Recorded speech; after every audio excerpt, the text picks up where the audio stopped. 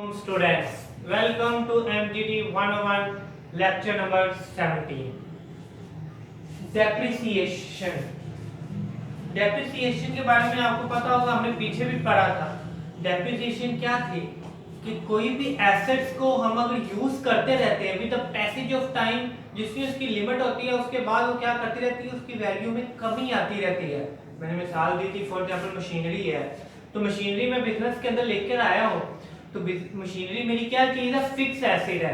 तो क्या जितना आज आउटपुट दे रही है, रोज साल बाद या 2 साल बाद क्या वो उतना ही आउटपुट देती रहेगी? बिल्कुल नहीं, क्योंकि विद द यूज उसके वैल्यू के अंदर क्या आती रहेगी, कमी आती रहेगी. तो वो जो वैल्यू के अंदर कमी आ रही है वो हमारा क्या चीज बन रही है, एक्सपेंस बन रहा है. तो उस चीज को हम क्या कहते हैं, depreciation with the use with the passage of time, जो उसकी वैल्यू के अंदर कमी आना, दैट इज कॉल्ड डेप्रिसिएशन. अब इसकी डेफिनेशन पा लो जो यहाँ पर है. मैंने कहा था डेफिनेशन तो आप कोई एक ही याद कर सकते हो, लेकिन रिवाइज आपने सारी करनी है, क्योंकि वो किसी के अंदर से कोई एमसीक्यूज पॉइंट बना के दे सकता है. बाकी को सिर्फ एमसीक्यूज के लिए पढ़ना है, लेकिन एक दफा कोई चीज आए उसको फिर जो आसान लगे उसको डेफिनेशन के तौर पर याद कर लेते हैं. Depreciation it is a systematic allocation, लगातार कमी आना ऑफ द कॉस्ट, कीमत के अंदर, लागत के अंदर, of a depreciable assets to expense. क्योंकि मैंने बताया था जैसे वो इस्तेमाल करते जाते हैं उसकी कॉस्ट के अंदर कमी आती रहती है, तो वो हमारी क्या चीज बन जाती है, एक्सपेंस बनता रहता है. ओवर इट्स यूजफुल लाइफ, सारी दिन जितनी उसकी लाइफ है, फॉर एग्जांपल 5 साल या 6 साल जितनी भी उसकी लाइफ है, तो उसको हमारे लिए क्या बनता रहेगा, उतनी देर एक्सपेंस बनता रहेगा. आगे ये मैंने हिंट दी हुई है, plant and machine, profit and loss account, fix asset. ये दो वर्ड्स मैंने क्यों लिखे हैं, ये दो वर्ड्स इसलिए लिखे हैं एमसीक्यूज के लिए कि डेप्रिसिएशन के दो फैक्ट होते हैं सवाल के अंदर. यानी कि डेप्रिसिएशन की अमाउंट अगर दी हो क्वेश्चन में, वो कहाँ आएगी, तो ये याद रख लो कि वो दो जगह पर आती है. एक तो हमारी क्या चीज बन रही है, एक्सपेंस बन रहा है, क्योंकि उसकी वैल्यू तो कमी आ रही है, तो हमारे लिए क्या बनता जा रहा है, एक्सपेंस. तो एक्सपेंस के तौर पर कहाँ आएगा, प्रॉफिट एंड लॉस अकाउंट के अंदर. दूसरा, उस चीज के अंदर भी तो कमी आ रही है, उस तो जितनी उस चीज के अंदर कमी आ रही है उसको फिक्स एसेट यानी कि बैलेंस शीट के अंदर माइनस करेंगे. ठीक है, दो फैक्ट कौन से हो गए, एक प्रॉफिट एंड लॉस अकाउंट के अंदर नीचे बैलेंस प्रॉफिट और एक्सपेंस के तौर पर आएगा, दूसरा बैलेंस शीट के अंदर जो से एसेट उसने बताया है तो उसके एसेट में से डेप्रिसिएशन के अमाउंट को माइनस कर देंगे. उसके बाद फिक्स एसेट्स. अब फिक्स एसेट्स हर चीज को फिक्स एसेट नहीं कह सकते, जिनके अंदर ये तीन क्वालिटियां हो या तीन कैरेक्टरिस्टिक्स होंगी उन्हें हम क्या कहेंगे, फिक्स एसेट कहेंगे. ये एमसीक्यू के लिए दे सकता है, 3 पॉइंट देके नीचे क्या देगा, ऑल ऑफ दीस. कौन सा फिक्स एसेट है, ऑफ लॉन्ग लाइफ, जो ज्यादा अरसे तक चले, यानी कि 1 दिन बाद 2 दिन बाद उसकी लाइफ खत्म हो जाए, चीज खराब हो जाए, उसे हम बिजनेस का फिक्स एसेट नहीं कह सकते. कम से कम महीनों तक या सालों तक वो चीज चलनी चाहिए. To be used in business to generate revenue, और बिजनेस उस चीज को इस्तेमाल करके उससे रेवेन्यू कमाए, आमदनी कमाए, ना कि खर्चे करे उसे. Not boat for resale purpose, और उस चीज को बेचने का मकसद ना हो कि चीज लेकर आए हैं और वो बेचनी है, क्योंकि खुद ना सम टाइम उस चीज का वो कारोबार भी कर रहा होता है, तो फिर हम उसको एसेट नहीं कह सकते फिक्स एसेट. फिक्स एसेट के लिए कि बिजनेस के अंदर उसको इस्तेमाल करना है, यूज करना है. ठीक है, ये तीन क्वालिटियां होंगी, उसे हम क्या कहेंगे, फिक्स एसेट. फिक्स एसेट ये आपने एमसीक्यू के लिए याद रखना है. Fix assets called depreciable asset. Depreciable assets क्यों कहते हैं, क्योंकि फिक्स एसेट के ऊपर सिर्फ डेप्रिसिएशन होती है, इसलिए किसी और के ऊपर से डेप्रिसिएशन नहीं हो सकती. अब इसका फॉर्मूला देख लो, written down value. Written down value कैसे निकलती है, ये आपका शॉर्ट एमसीक्यू तो मस्ट है. Original cost of the assets minus accumulated depreciation, यानी कि सिंपल एमसीक्यू इजीली बन सकता है. उसे दो अमाउंट दी होनी है, उसने कहना रिटर्न डाउन वैल्यू फाइंड करो, तो सिंपली सुन लो रिटर्न डाउन वैल्यू कैसे निकलती है. जिस चीज की एसेट उसने कीमत बताई हुई है उसमें से उसकी डेप्रिसिएशन के अमाउंट को माइनस कर दें, तो हमारे पास क्या निकल आती है, रिटर्न डाउन वैल्यू. कॉस्ट में से डेप्रिसिएशन माइनस कर दें तो रिटर्न डाउन वैल्यू. अब कॉस्ट का तो पता है जो उसकी कीमत होगी. अब एक्यूमुलेटेड डेप्रिसिएशन क्या होता है, ये आपके लिए नया वर्ड है. Depreciation accumulated over year called accumulated depreciation. Easy wording में सुन लो, एक्यूमुलेट का मतलब है जमा करना, इकट्ठा करना। तो क्यूमुलेटिव डेप्रिसिएशन क्या होता है? फॉर एग्जांपल 5 साल की आपने डेप्रिसिएशन निकाले तो 5 साल की टोटल डेप्रिसिएशन जो जमा करके जो आएगी उसे हम कहेंगे एक्यूमुलेटिव डेप्रिसिएशन, यानी कि कुल जो डेप्रिसिएशन जितने सालों का आप हिसाब लगा रहे हो जितनी उसकी यूजफुल लाइफ है, तो उसका जो टोटल होगा डेप्रिसिएशन का उसे कहते हैं accumulative depreciation. Useful life, useful life के बारे में पीछे मैंने बताया होगा। यूजफुल लाइफ क्या होती थी? यूजफुल लाइफ होता है कि कोई भी चीज बिजनेस के अंदर कितनी देर अच्छा आउटपुट देती रहेगी, कितनी देर वो बिजनेस को फायदा देती रहेगी, क्योंकि एक मशीनरी है मैक्सिमम 5 साल दे सकती है, 3 साल दे सकती है। तो ये जो 5 साल या 3 साल हम एस्टिमेट लगा रहे हैं इसे हम क्या कहेंगे? यूजफुल लाइफ, यानी कि कोई चीज कितनी देर तक अच्छा आउटपुट देती रहेगी। तो फॉर एग्जांपल टाइम पीरियड हो गया, मशीन की मिसाल दे रहा है। Time period of machine operate efficiently, जितनी देर तक मशीन अच्छी तरह आउटपुट देती रहेगी, अच्छी तरह चलती रहेगी, उस जितने साल तक उसे हम कहेंगे ये इसकी यूजफुल लाइफ है। Number 2, estimate provide more benefit than cost, जब तक वो मशीन या कोई भी चीज हमें बेनिफिट ज्यादा देती रहे लेकिन उसके ऊपर कॉस्ट कम लगती रहे तो उसे हम क्या कहेंगे? इसकी यूजफुल लाइफ है। Grouping of fixed assets, fixed चंद उसने फिक्स एसेट लिखे हुए कौन कौन से होते हैं? लैंड, इनके अलावा भी होते हैं लेकिन उसने चंद लिखे हुए हैं। Land, building, plant and machinery, furniture and fixture, office equipment, vehicle, ये सारे क्या होते हैं? Fix asset. लेकिन वो पीछे मैंने बताया था कि जो डेप्रिसिएशन लेते हैं वो किसके ऊपर से लेते हैं? फिक्स एसेट के ऊपर। लेकिन सारे फिक्स एसेट्स के ऊपर से डेप्रिसिएशन नहीं आ सकती। किसके ऊपर से नहीं आ सकती? लैंड के ऊपर से नहीं आ सकती। अब अमोर्टाइजेशन क्या होता है? पहले तो ये अभी मैंने क्या बताया, no depreciation for land, land के ऊपर से डेप्रिसिएशन नहीं होती है। आपको कॉमन सेंस की भी बात है, डेप्रिसिएशन होता है चीज एसेट्स की वैल्यू के अंदर कमी है ना। तो लैंड आपको पता है दिन ब दिन उसके आसमानों को रेट जा रहे हैं तो उसके अंदर डेप्रिसिएशन नहीं हो रही, तो इसलिए लैंड के ऊपर से कॉमन सेंस की भी बात है कि डेप्रिसिएशन नहीं हो सकती, बाकी हर चीज के ऊपर से हो सकती है। तो अब लैंड के ऊपर से डेप्रिसिएशन तो हो नहीं सकती, लेकिन सम टाइम हम क्या करते हैं? वो लैंड को लीज के ऊपर ले लेते हैं, बैंक की तरफ से या किसी फाइनेंशियल इंस्टीट्यूट की तरफ से बैंक और लैंड को क्या करते हैं? लीज के तौर पर ले लेते हैं। तो वो जो लीज के तौर पर हमने ली हुई है उसे कहते हैं अमोर्टाइजेशन। ठीक है, लैंड की डेप्रिसिएशन नहीं होती, लेकिन अगर लीज के तौर पर ली हुई है उसकी जो पेमेंट करेंगे, जो कुछ हम पे कर रहे हैं उसे हम क्या कहेंगे? अमोर्टाइजेशन। अब परचेज ऑफ फिक्स एसेट्स, ये जनरल एंट्री है एमसीक्यूज के लिए देखना, ये तो पता ही है आपको। Purchase of fix asset, fix asset जब भी परचेज किए जाते हैं तो अपने नाम से वो डेबिट होते हैं। तो रेलेवेंट एसेट मतलब कि जो सा भी एसेट क्वेश्चन के ऊपर दिया उसने, purchase machinery, purchase building, purchase office equipment, जो भी उसने कहा वो डेबिट। अगर तो कैश दे रहे, नकद दे रहे तो कैश क्रेडिट हमसे जा रहा है, डिक्रीज हो रहा है। लेकिन अगर चेक दे रहे हैं तो बैंक क्रेडिट हो जाएगा। और अगर उधार खरीद रहे हैं तो क्या होगा? पेएबल या डेटर आ जाएगा।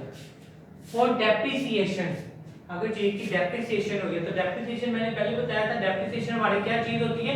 एक्सपेंस होता है। तो depreciation expense debit, accumulated depreciation सबको जमा करके तो हमारे लिए क्या होती है? लायबिलिटी बनती है, इसलिए वो क्रेडिट हो गई। एक्यूमुलेटेड डेप्रिसिएशन लायबिलिटी के तौर पर होती है। प्रेजेंटेशन ऑफ डेप्रिसिएशन, अब डेप्रिसिएशन कितनी जगह पे आ सकती है? कॉस्ट ऑफ गुड्स सोल्ड में भी आ सकती है, एडमिन एक्सपेंस में भी आ सकती है, सेलिंग एक्सपेंस में भी आ सकती है। वो कैसे बना? एक मिसाल सुनो, आपकी बुक के अंदर भी यही है। फॉर एग्जांपल एक कंप्यूटर है, वो जो कंप्यूटर है इसके अंदर भी आ सकता है, इसके अंदर भी, इसके अंदर भी। वो कैसे? ये डिपेंड करता है कंप्यूटर किस कैटेगरी में यूज हो रहा है। फॉर एग्जांपल अगर एक कंप्यूटर है, कंप्यूटर तो अगर यूज हो रहा है मैनेजमेंट के तौर पर, ऑफिस के अंदर लेकर आए हैं और उसको मैनेजमेंट के सारे काम संभालने के लिए, बिजनेस को चलाने के लिए इस्तेमाल कर रहे हैं, तो फिर हम उसे कौन सा एक्सपेंस कहेंगे? अपना एडमिनिस्ट्रेटिव एक्सपेंस कहेंगे। क्यों? क्योंकि एडमिनिस्ट्रेटिव एक्सपेंसेस कौन से होते हैं? ऐसे एक्सपेंसेस जो बिजनेस को रन करने के लिए, चलाने के लिए किए जाए। तो अगर तो कंप्यूटर को मैनेजमेंट के तौर पर बिजनेस को चलाने के लिए कर रहे हैं तो उसे हम किस कौन सा अपना एक्सपेंस कहेंगे? कंप्यूटर को एडमिन एक्सपेंस। लेकिन अगर तो वो फैक्ट्री के अंदर माल वगैरह बनाने के लिए इस्तेमाल हो रहा है, सारा हिसाब पर कितनी चीज आ रही है फैक्ट्री में, कितनी जा रही है, अगर वही कंप्यूटर उधर इस्तेमाल हो रहा है, प्रोडक्शन में इस्तेमाल हो रहा है, प्रोडक्शन का हिसाब तो देखने में, तो फिर वही कंप्यूटर को हम किस एक्सपेंस में लिखेंगे, कॉस्ट ऑफ गुड सोल्ड, क्योंकि कॉस्ट ऑफ गुड सोल्ड के अंदर क्या होता है, फैक्ट्री के साथ लिंक होता है। इसी तरह अगर तो कंप्यूटर हम बेचने का काम कर रहे हैं, जहाँ पर कंप्यूटर वहां यूज हो रहा है जहाँ पे चीजें बेचने का काम हो रहा है, जहाँ पे चीजों का खरीदने और बेचने के साथ लिंक होता है, वहां पर लिखा इस्तेमाल हो रहा है, तो फिर कंप्यूटर हमारा कहाँ इस्तेमाल एक्सपेंस होगा, सेलिंग एक्सपेंस। ठीक है, कंप्यूटर एक ही था लेकिन उसकी कैटेगरी की कहाँ इस्तेमाल हो रहा है उस लिहाज से वो एक्सपेंस में लिख रहा है ना, एक्सपेंस ही है लेकिन कहाँ लिखना है वो उस लिहाज से डिपेंड करेगा कि कहाँ इसका यूज हो रहा है। आगे straight line method for calculating depreciation. अब जो बार बार हम डेप्रिसिएशन के बारे में पढ़ रहे हैं तो इसको कैलकुलेट करने का कितने मेथड्स हैं, यहाँ पर आपको दो दिए हुए हैं। पहला स्ट्रेट लाइन मेथड, ये वेरी वेरी इंपॉर्टेंट है सारे। स्ट्रेट लाइन मेथड तो ये इसके दो अल्टरनेट नाम है, original cost method, fixed instalment method, कोई भी नाम दे सकता है। फिक्स्ड अमाउंट इज कैलकुलेट, जैसे कि इसका नाम ही था फिक्स्ड इंस्टॉलमेंट, तो इसलिए क्या कहते हैं, एक फिक्स्ड अमाउंट निकाली जाती है, इज कैलकुलेटेड या charge every year irrespective of return down value, यानी कि रिटर्न डाउन वैल्यू किसके ऊपर ली जाती है, वो दूसरे के ऊपर ली जाती है। क्या होता है ये दोबारा सुन लो। स्ट्रेट लाइन मेथड क्या होता है, ऐसा मेथड होता है जिसके अंदर हम एक फॉर्मूला लगा के एक वैल्यू निकाल देते हैं, वो फॉर्मूला नीचे बता दो, फॉर्मूला निकाल के लगा के एक वैल्यू निकाली जाती है और हर साल जितने फॉर 5 साल उसकी लाइफ है तो 5 साल उसके अंदर से वो क्या करते रहना, माइनस करते रहना, कोई रिटर्न डाउन का हिसाब नहीं रखना, कोई कुछ नहीं करना, बस एक अमाउंट निकाली, हर साल जितनी अमाउंट बची गई उसमें से माइनस की जाएगी। अभी हम लॉन्ग क्वेश्चन करेंगे आपको बहुत अच्छी तरह ये समझ आ जाएगी। अब कैसे ये निकल सकती है, कौन सा फॉर्मूला लगा के, depreciation is equal to cost minus residual value divided by expected useful life, यानी कि उसकी कॉस्ट में से रेजिडुअल वैल्यू माइनस कर दो डिवाइडेड बाय जितनी उसकी यूजफुल लाइफ, ये क्वेश्चन के अंदर दिया हुआ है। तो क्या हमारे पास निकलेगी, डेप्रिसिएशन निकलेगी, भी हम क्वेश्चन करने लगे। अब कॉस्ट का तो पता है, यूजफुल लाइफ का भी पता है, लेकिन रेजिडुअल वैल्यू क्या होती है, residual value cost of assets after expiry is useful life, यानी कि फॉर एग्जांपल मशीनरी की उम्र थी 5 साल, हमने कहा था ये अच्छी आउटपुट बेनिफिट देती रहेगी, तो 5 साल बाद जो मशीनरी की जो कीमत होगी, जो अब उसकी यूजफुल लाइफ खत्म हो गई है, तो वो उस चीज को कहते हैं रेजिडुअल वैल्यू। ठीक है, चीज की यूजफुल लाइफ खत्म होने के बाद उसकी बाजार में या मार्केट के अंदर कितनी कॉस्ट रह गई है, कितनी प्राइस रह गई है, उसे हम कहते हैं रेजिडुअल वैल्यू। और it's return value after expiry of useful life is 0, यानी कि इसका एंड में याद रखो हमेशा आंसर क्या निकलेगा, 0 निकलना चाहिए। ठीक है, अब हम करते हैं आगे 9 क्वेश्चन। आगे एक छोटी सी शॉर्ट क्वेश्चन टाइप दिया हुआ है, वो है रिड्यूसिंग बैलेंस मेथड के, यानी कि थोड़ा सी हिंट है। रिड्यूसिंग बैलेंस मेथड के बारे में भी मैंने बताया नहीं है, वो बाद में बताता हूँ। उस क्या होता है कि रिटर्न डाउन वैल्यू के ऊपर से क्या क्या किया जाता है, उसको कैलकुलेट किया जाता है। सिर्फ ये थोड़ा सा क्वेश्चन है, लेकिन अभी इसके बाद हमें लॉन्ग क्वेश्चन करना है इसका, उसमें ज्यादा डिटेल समझ लग जाएगी, लेकिन सिर्फ इतना देख लो, जो डेफिनेशन पहले पढ़ लो। रिड्यूसिंग बैलेंस मेथड, ठीक है, depreciation is calculated on return down value. Reducing balance method के अंदर क्या होता है, जो डेप्रिसिएशन है वो किसके ऊपर से कैलकुलेट की जाती है, रिटर्न डाउन वैल्यू के ऊपर। तो यानी कि जो रिटर्न डाउन वैल्यू निकली आपकी, उसके ऊपर से वो जितनी परसेंटेज उसने कही ना, हर स्टेप के अंदर वो ली जानी है, हर स्टेप के अंदर बार बार वो ली जानी है। फॉर एग्जांपल ये क्वेश्चन है, कॉस्ट ऑफ एसेट इतनी, लाइफ उसकी 5 years, annual depreciation 20% of cost, या ये ले लो, ये निकाल के दिया, ठीक है, तो 20%, ठीक है, इसका क्या करना, 20% लेना है। Cost of asset rupees 1 lakh, annual depreciation is equal to 20, तब ये क्या आ गया, सॉल्यूशन आ गया, इलस्ट्रेशन आ गया। पहले फर्स्ट ईयर डेप्रिसिएशन निकाल लेनी है। फर्स्ट ईयर डेप्रिसिएशन कैसे निकलती है, जितना उसका रेट था वो लेना है, 20% ऑफ 12 लाख, कितना आ गया, 20,000। आगे निकालनी है पहले ये डेप्रिसिएट रिटर्न डाउन वैल्यू, पीछे याद है रिटर्न डाउन वैल्यू को मैंने क्या फॉर्मूला बताया था, कॉस्ट माइनस डेप्रिसिएशन, क्या होता है रिटर्न डाउन वैल्यू, यानी कि कॉस्ट कितनी थी 1 लाख, डेप्रिसिएशन कितनी है 20,000, 1 लाख 20,000, अब ये कितनी आ गई है 80,000। ठीक है, अब ये इसकी कॉस्ट है, 80,000 क्या है, कॉस्ट है। अब इसके ऊपर से 20% लेंगे, वो कितना आ जाएगा 16,000, ये अब अगले साल की डेप्रिसिएशन आ गई, क्योंकि अब वो 1 लाख तो नहीं ला, वो तो खत्म हो गया, एक साल में जो उसकी वैल्यू में कमी आई, अब वो 1 लाख की जो चीज थी वो दूसरे साल कितने की रह गई हुई है, 80,000 की रह गई हुई है। अब उसके ऊपर से लिया 16,000, अब उससे अगले साल फिर रिटर्न ऑन वैल्यू निकालनी है, तो उसकी कॉस्ट में से डेप्रिसिएशन को माइनस कर देंगे, तो क्या निकल आएगी, रिटर्न डाउन वैल्यू। ठीक है, ये तो दो छोटा सा शॉर्ट क्वेश्चन था। अब आगे क्वेश्चन है वो है स्ट्रेट लाइन मेथड का। ये ज्यादा आसान है। स्ट्रेट लाइन मेथड के अंदर क्या था, एक फॉर्मूले के मुताबिक वैल्यू निकाली जाती है और हर साल क्या किया जाता था, उसी को ही माइनस किया जाता है। For example cost of asset इतनी, residual value, expected useful life, calculate क्या करना है, depreciation and written down value of asset for 5 years. सबसे पहले स्ट्रेट लाइन मेथड है वो लिख लो, पहले डेप्रिसिएशन फाइंड करनी है, वो फॉर्मूला लिख लो। डेप्रिसिएशन का फॉर्मूला क्या था हमारा, cost minus residual value divided by expected useful life, तो वो लगाओगे तो कितने आ गई, 20,000। तो हर साल आपने क्या किया नहीं है, पहले उसकी कॉस्ट कितनी थी, 1 लाख, तो वो हमारी कितनी लिखी है, 20,000। हर साल क्या कीजिएगा, 20,000 माइनस कीजिएगा। Depreciation of first year 1 lakh minus 20,000 is equal to 80,000। 80,000 में 20 माइनस किया, फिर 60 पे 20। तो मैंने पहले भी बताया था कि स्ट्रेट लाइन मेथड के अंदर हमेशा फाइनल पे क्या निकलता है, जीरो निकलता है। रिपीट कर दूं, स्ट्रेट लाइन मेथड के अंदर क्या होता है, आपने जो उसने वैल्यू दी है उसके मुताबिक फॉर्मूला लगा के डेप्रिसिएशन निकालनी है स्ट्रेट लाइन मेथड में। तो जो आपके पास अमाउंट निकल रही है, तो हर साल जितने साल, 3 साल या 5 साल उसने कहा, हर साल सिर्फ उस अमाउंट को क्या करते रहना है, माइनस करते रहना है। ठीक है, ये यहाँ तक तो ये हो गया हमारा खत्म। अब मैं कराता हूँ अगला क्वेश्चन।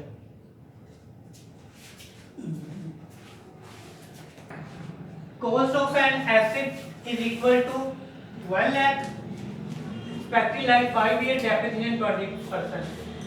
ये है रिड्यूसिंग बैलेंस मेथड से। रिड्यूसिंग बैलेंस मेथड के अंदर मैंने अभी क्या बताया था कि जो हमारे पास कॉस्ट निकलती है उसकी रिटर्न डाउन वैल्यू जो होती है उसके ऊपर से परसेंटेज अगले साल के लिए, यानी कि जो रिटर्न डाउन वैल्यू निकली है उसके ऊपर से क्या करनी होती है, 20% लेना है। फॉर एग्जांपल पहले तो डेप्रिसिएबल कॉस्ट पहले लिख लो कितनी थी, 1 लाख, तो अब ये थी रिटर्न डाउन वैल्यू, इसके ऊपर से डेप्रिसिएशन लेनी है फर्स्ट ईयर की, डेप्रिसिएशन ऑफ फर्स्ट ईयर। तो 1 लाख कॉस्ट थी, उसका 20% लिया, कितना आ गया, 20,000। एक्यूमुलेटेड डेप्रिसिएशन का मतलब कुल डेप्रिसिएशन, अभी हमारे पास पीछे कोई डेप्रिसिएशन नहीं है, तो ये वैसे ही आ गया 20,000। तो कॉस्ट में से डेप्रिसिएशन को माइनस किया, बाकी 80,000 रह गया।